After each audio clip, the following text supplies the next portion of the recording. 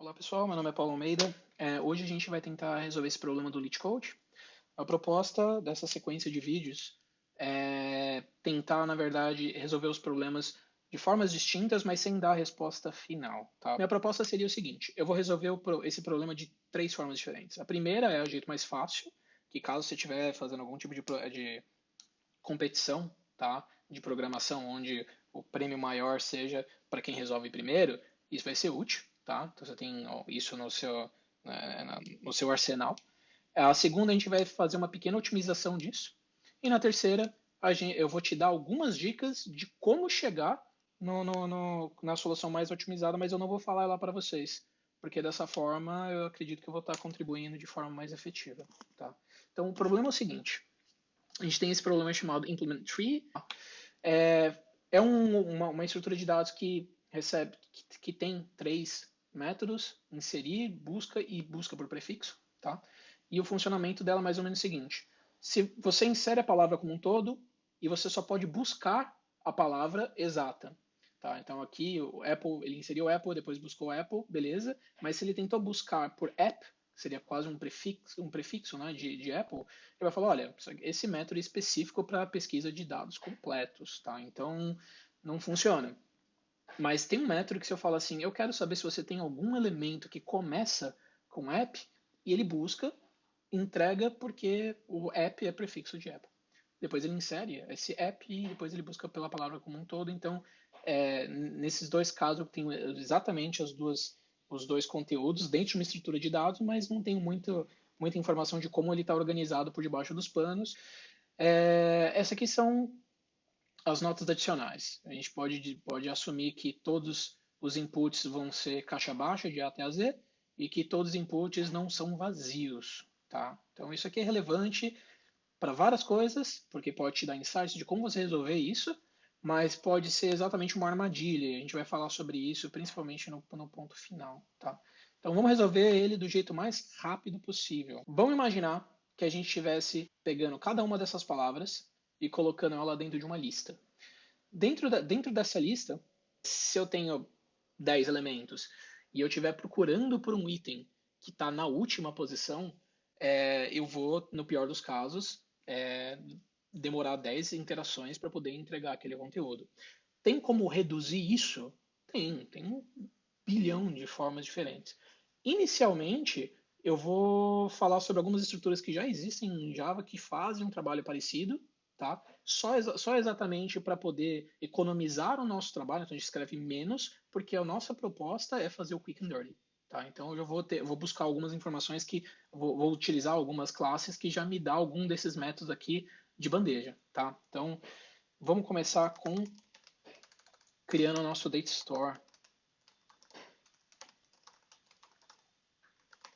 Eu vou usar um hash set. O hash set ele é uma coleção que funciona da seguinte forma: por debaixo dos panos ele é um mapa, tá? Vou colocar aqui no comentário. Ele é um mapa onde tem um valor computado de hash e o valor que você está guardando, seja ele qual seja, no nosso caso é uma string, tá? E basicamente funciona o seguinte: quando você manda ele inserir dados, ele pega esses seus dados, passa disso dentro de uma função que vai computar um valor numérico para isso. E esse valor numérico, ele vai guardar ele como a chave, tá? Por quê? Porque no melhor dos casos, caso não haja conflito, ele vai poder achar o nosso dado em node 1. Então, ele acha com um número de operações constante. Se você tiver um número de conflitos muito grande, ou se a função de hash for uma tranqueira, isso vai para O de n. Significa que o número de operações é diretamente associado com o número de itens dentro dessa lista, que a gente chama de complexidade linear. Partindo do pressuposto que todo mundo entendeu o que eu falei, no insert, eu vou falar para ele, adicione esse dado. No search, eu vou dizer para ele, me diga se esse dado existe. E no starts with, a gente tem coisa para fazer. Porém, isso não para aqui, tá? É bem importante que a gente consiga imaginar coisas que necessariamente pode estar jogando contra a gente. Por exemplo, ele está dizendo para mim, nesse assumption, que as strings não são vazias. Porém, eu não necessariamente tenho certeza que ela não vai ter espaço. Então pode ser que a entrada, isso é só uma assumption, tá? A entrada, ao invés de ser Apple dessa forma, ela pode ser dessa forma, tá? Ah, faz sentido ou não? Depende. Existem alguns campeonatos onde você vai ter uma punição, caso você não tenha esse tipo de precaução, porque você vai mandar, vai fazer o submit do teu código, ele vai rodar nos, nos casos unitários dele e vai ver que você não cuidou disso e você tomar um pênalti. Aí você vai simplesmente ter que esperar, tá? Então, isso aqui vai muito de como você estiver buscando essa sua estratégia. Eu, particularmente, sempre sou adepto de tentar achar alguma armadilha. Então, essa aqui poderia ser uma armadilha. Como que eu me viro dela? Eu sei que elas não são vazias, mas eu posso simplesmente fazer o seguinte. Ó. Eu posso fazer o trim dela. E se após o trim ela continuar não sendo vazia, aí faz sentido para mim adicionar. Tá? O mesmo, opa, o mesmo se aplica aqui. Na pesquisa, eu faço o mesmo tipo de saneamento dela. Agora a gente vai para o Start With. O Start With vai ser o seguinte. Eu não tenho nenhum método, se eu procurar aqui, ó, Java Docs 7. Eu não tenho nenhum método. Esse aqui é meu antigo método, vai funcionar.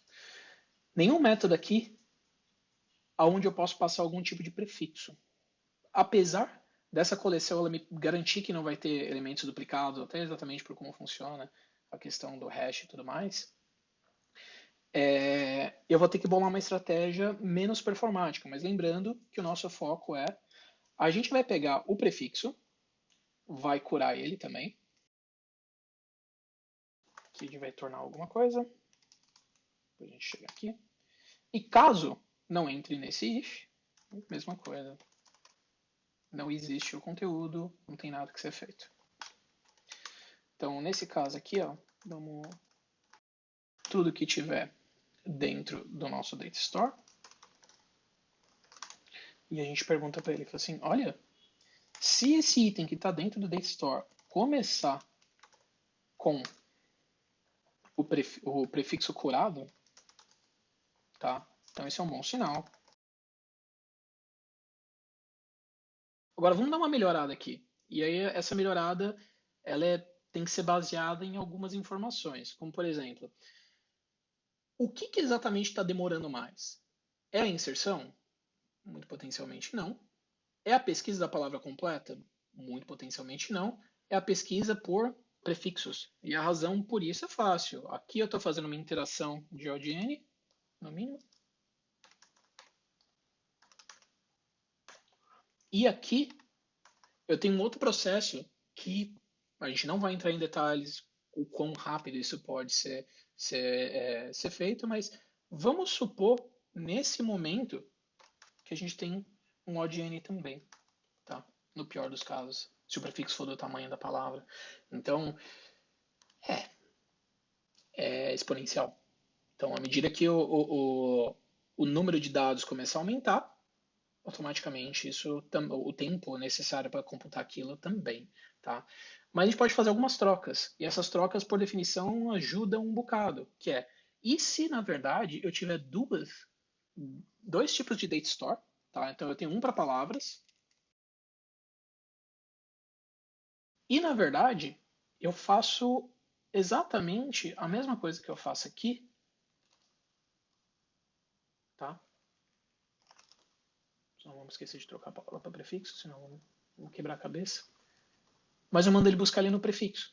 Então aqui era onde eu tinha o maior problema. Por quê? Pesquisas, quanto mais dados eu tenho, mais difícil é. Mas se eu puder levar em consideração esse caso aqui, ó, que no melhor dos casos era odd 1 e no pior dos casos era odd n, mesmo sabendo que na grande maioria dos casos ele não vai apontar para odd n, pelo menos no que a gente está fazendo, se eu puder usar isso ao meu favor, tem que ser mais rápido que o método anterior. A única coisa que eu vou ter que, na verdade, me atentar é fazer com que na hora de inserir os dados eu insira o número de combinações existentes, tá? Porém, isso consome mais espaço. Então é o tipo de problema que Para você resolver desse jeito, você precisa saber quais são os limites, tá? Da onde aquele teu código está rodando, tá? Aqui eu deveria ter colocado como curated, mas tudo bem. Segue o jogo. Mesma coisa aqui. Bom, descobri que não tinha aquele problema. Beleza, né? Bom, vamos lá. Agora é o seguinte. Descobri que eu tenho que adicionar a palavra e agora eu quero adicionar um número de prefixos, tá, dentro do nosso hashset para utilizar a mesma estratégia, que é de usar a função hash para saber mais ou menos onde ele está e se ele existir eu retorno ele direto. Tá? Seria da seguinte forma. Eu itero e digo o seguinte, falo assim, olha, eu quero que você adicione na sua lista uma substring de curated que vai da posição 0 até a posição i mais 1. Tá? Então, basicamente, então aqui tem que ser menos 1 também. Então, nesse caso aqui, tá? Ele está adicionando a quantidade de dados no meu prefix store, mas quebrado por possibilidades. Então, a palavra Apple vai ser quebrada em A, AP, APP, APPL, APPLE. Então, vamos ver se isso aqui funciona. Funcionou. Aparentemente, ok. Tá? Vamos ver se isso melhora, tá, a performance do algoritmo numa grande massa de dados. Opa, tivemos um probleminha aqui. O que ele disse? Tentou inserir vazio, tentou inserir A. Então temos um probleminha. Então esse menos 1 fazia sentido, sim. Pronto. Ó, já deu um improve muito bom. Uma está com 250 milissegundos e a outra demorou 135 milissegundos. Então a gente já cortou o tempo dela consideravelmente, mas a gente usou mais a memória. Então vamos ver se a gente consegue melhorar isso aqui ainda mais. Para melhorar ainda mais, que seria a continuação da fase 2 aqui, a gente vai ter que mudar toda essa estratégia, porque a estrutura de dados que a gente está usando é a mesma. Não tem muito para onde ir. E a gente sabe que o problema está apontando principalmente para os prefixos. Tá? Então, vamos tentar ver o que a gente consegue otimizar nos prefixos em si. Vamos pensar junto.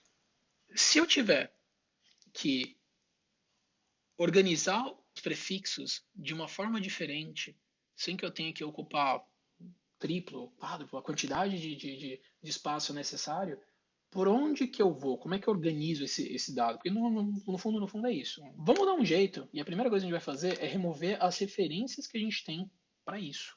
Eu vou remover as referências que a gente tem de prefixo, e a gente vai começar isso mais ou menos do zero. Vamos fazer uma interpretação de como que esses dados vão estar organizados. Se eu pegar a palavra Apple e depois a palavra apply e tentar organizar ela numa árvore, como é que vai ficar isso aqui? Vai ficar mais ou menos assim. Então, nesse caso aqui, ó, por mais que não esteja fantasticamente dentado, eu tenho exatamente as duas palavras, mas a única coisa que eu adicionei de diferente entre elas é se o caractere existe, eu continuo a percorrer a lista. Se o caractere não existe, eu faço a associação dele ou para a esquerda ou para a direita. E aí aqui é onde vem a parte que faz muito sentido para qualquer um que quer resolver esse problema. Isso aqui é muito tendencioso e ele te faz pensar de uma forma que te leva ao erro, a não ser que você preste muita atenção nisso. Eu tenho algo que se assemelha como árvore, tá? Eu tenho exemplos que tem pedaços conflitantes, mas até então caberia dentro de uma árvore binária tranquilamente. Mas e se eu tivesse a palavra appliance nesse caso? Se a gente for seguir a mesma lógica, o i do final ele ia ter que ser mais um filho de L. É uma árvore que pode ter mais de dois filhos. Então, isso é bem importante, porque a partir de agora a gente sabe mais ou menos por onde ir, não, que erros cometer, que erros não cometer. Tá? Então, normalmente uma sugestão que eu faço é pega o exemplo padrão deles e, e adiciona coisas conflitantes que poderiam ser potencialmente armadilhas, que ele deveria retornar como true também, né? Então ele vai dar o wrong result de propósito, mas a gente sabe mais ou menos o que esperar, tá? Outra coisa que normalmente as pessoas precisam parar de pensar. Todo mundo tem essa ideia, principalmente programadores iniciantes, eles acham que código pequeno é código rápido e que código grande, porque tem mais coisas para executar, por definição é mais lento. Isso é errado. Isso é errado de tantas formas diferentes. Vamos pensar mais ou menos por onde que a gente pode começar. Se cada nó pode ter vários filhos, eu preciso de uma estrutura dentro dessa estrutura chamada tree que tenha acesso ao valor desse nó e acesso dos valores dos seus filhos, tá? Então vamos criar uma classe aqui, uma classe estática, chamada de nó. E dentro dessa classe estática, a gente vai ter o valor dele e vai ter uma lista de filhos, tá? E esses filhos a gente vai se aproveitar de uma técnica que a gente já utilizou, inclusive, nesse vídeo, tá? A técnica do mapa, porque a gente sabe mais ou menos como é que ele está fazendo o trabalho por diversos dos planos, e eu quero que vocês se atentem que esse é um dos pontos de otimização que vocês, se sacarem, podem fazer o código da forma mais eficiente possível conhecida, por enquanto. Então, ele vai ser um mapa de caracteres que vai ter nós. Eu vou chamar ele de filhos. Criar um construtor. O construtor ele recebe o valor do nó. E por aqui, beleza.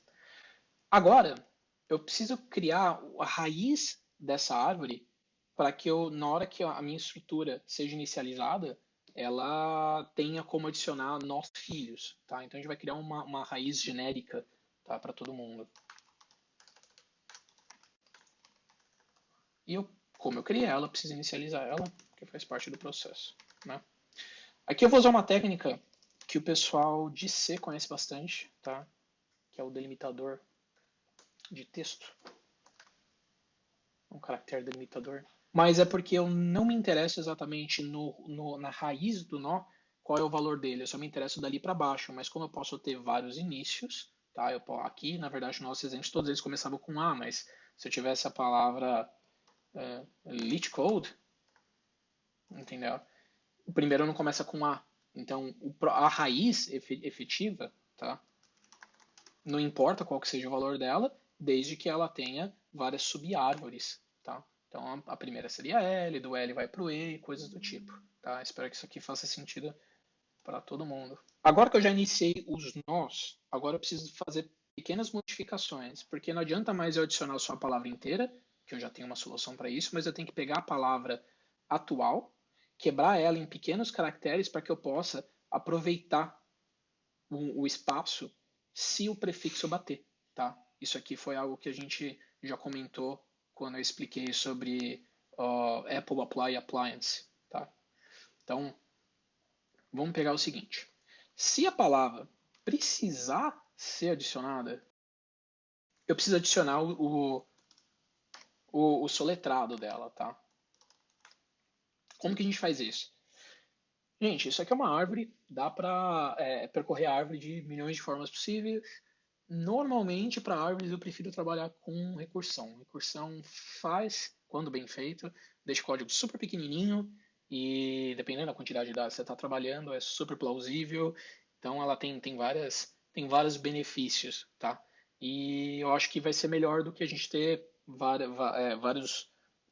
a introdução de várias outras estruturas de dados para resolver o mesmo problema. Tá? Então, o que eu vou fazer aqui? Criar um método que basicamente ele insere dados, mas de forma recursiva. Então, o que ele recebe? Ele recebe a palavra, propriamente dito, ele recebe a posição, que é qual o caractere da palavra a gente está falando, e ele recebe qual que é a raiz do momento, para saber se a gente está na raiz da raiz ou se a gente está em alguns dos filhos daquela árvore. E talvez isso vai ficar mais claro daqui a pouquinho, tá?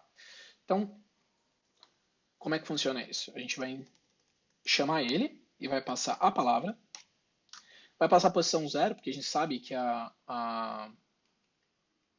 a palavra de fato ela tem mais do que 0 caracteres, tá? E a gente vai passar a raiz da árvore. Do ponto de vista de recursão nesse método, tá ok. A gente vai fazer agora o insert. E é aqui que começa a brincadeira. Por quê? Porque eu preciso entender qual é a parte que é o caso base. Esse aqui é mais ou menos como é que funciona qualquer tipo de recursão. Você tem o caso base e você tem a parte recursiva. Tá?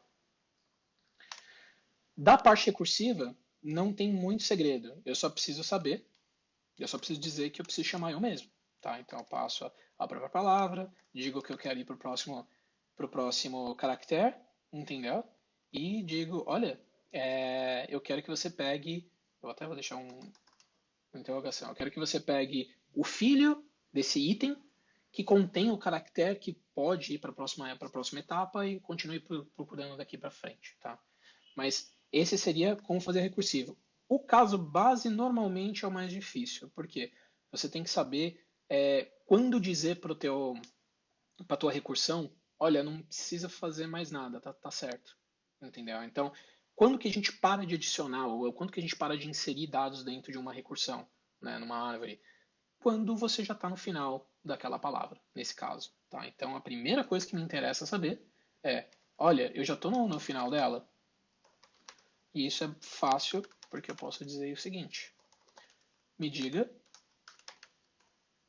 se a posição de i é igual à última posição da minha palavra. Tá? Vou pegar o valor corrente, porque eu vou precisar disso em algum momento. Tá? Posição i. E agora vem a parte legal. Tá? Que é o seguinte. Mais ou menos a parte da recursão. Que se eu digo para ele que se eu não tiver, tá, dentro dos filhos dessa raiz, que é o que está no meu parâmetro, a chave com a letra do caractere que a gente está te dizendo, isso significa que eu já não tenho mais coisas em comum com as palavras que já existem naquela árvore. Então eu preciso adicionar ela. Tá? É basicamente isso que a gente está fazendo aqui.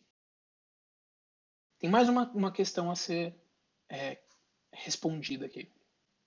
Se eu não tiver no final da palavra, então significa que ainda tem mais caracteres que eu preciso fazer essa mesma verificação. Então eu preciso fazer recursão. Se tiver, eu posso sair da recursão, então está tudo certo. Então vamos trabalhar com a negação nesse caso. Se eu não tiver no final da palavra, então você pode chamar o insert que a gente comentou aqui. E aqui, eu vou executar de novo. É esperado que ele dê wrong answer, que a gente não implementou as outras coisas, mas eu só quero ter certeza que aqui não tem nenhum erro de implementação. Opa! Adoro quando isso acontece. Um T a mais, né, amigo? Agora vamos para a parte das pesquisas com prefixos. Porque lembra, aqui já está certo. Aqui eu estou fazendo a preparação. Agora aqui eu vou fazer a utilização de toda essa preparação para ver se eu consigo, de alguma forma, melhorar o tempo de execução dela. A pesquisa não vai ser tão diferente da inserção sob o ponto de vista de que técnicas a gente vai usar. A gente vai usar a recursão, pelas exatas mesmas razões. Basicamente, a gente sabe que se o prefixo não tiver nenhum conteúdo, ele é falso.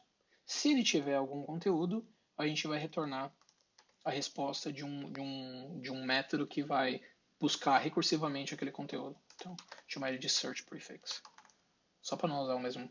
Aqui o processo vai ser mais ou menos o mesmo. Eu vou passar para ele qual que é a palavra, vou passar qual que é a posição inicial e vou passar qual é a raiz que ele tem que começar a procurar. Então, mesma ideia. Entender os casos bases e entender os casos de recursão. Tá? Lembrando que o caso continua tendo propriedades muito parecidas. Se eu estiver no final da palavra, não adianta mais ir para frente. Existem dois casos. A primeira é quando eu não encontro a letra atual do prefixo na árvore. Então, se eu não encontrar ela, Não tem nem vou para muito longe. Se isso aqui tiver, eu faço alguma coisa. Do contrário, nem vamos quebrar a cabeça. A gente já pode sair dessa recursão. Poxa, aqui tá difícil hoje. Tá difícil hoje. O segundo caso é saber se eu estou no final da palavra. Se eu estiver no final da palavra, na linha 63 nesse caso aqui, e eu estiver dentro do conteúdo onde o nó que eu tenho atual contém aquele último filho, né, aquele último caractere, eu achei a palavra. Então eu preciso saber se eu estou no final da palavra. E essa é a parte boa, a gente já sabe mais ou menos como fazer isso. E aqui a gente pode fazer esse questionamento. Se eu tiver no final da palavra, eu achei ela, tá tudo certo. Se eu não tiver, a gente vai fazer a recursão. Movo um caractere para frente e digo para a fila mover um level para frente também. E agora vamos testar. A não ser que eu tenha errado alguma coisa do ponto de vista de sintaxe, deveria funcionar. Opa, deu certo, inclusive com os nossos casos. Então vamos submeter e ver se está tudo certo. E foi legal. A gente já começou a ter um progresso significativo, mas ele saiu de 250 para 135 para 36 milissegundos para fazer exatamente a mesma coisa. O nosso consumo de espaço cresceu significativamente. Então a gente vai para a parte 3. E aqui é onde eu vou te dar alguns insights. Eu imagino que se você chegou a esse ponto do vídeo, você conseguiu pegar mais ou menos a linha de raciocínio de como quebrar o problema e tentar fazer exclusão de elementos desse problema que não são verdade. Tá? Então, uma delas foi o conceito do Apple Apply Appliance. Se você tivesse a necessidade de implementar com uma estrutura que não fosse uma árvore com mais de 2 filhos, tá? Para cada nó. E eu queria que você aplicasse a mesma coisa aqui. Então, a primeira coisa é procurar por pistas. E eu gostaria de ressaltar aqui uma pista muito legal. É isso aqui, ó. Se você olhar isso aqui com muito carinho, muito potencialmente você vai achar a solução final. A segunda coisa é desconfiar de tudo. Que foi mais ou menos o que a gente fez aqui do Apple Apply Appliance. Isso vai ajudar vocês a não gastar tanto tempo a tentar resolver um problema que no final das contas não tinha aquela solução com aquela técnica. Então, antes de começar, gasta uns minutinhos tentando fazer contraprova. Tirei a pista para o próximo passo. Tirei pista de passos passados. Eu espero que vocês tenham gostado e eu imagino colocar mais conteúdos como esse, entendeu? Daqui para frente. Então, se vocês gostarem, compartilha com o pessoal que vocês acham que vão ser interessados nesse tipo de material. Tá bom? Então, até mais, gente. Tchau, tchau.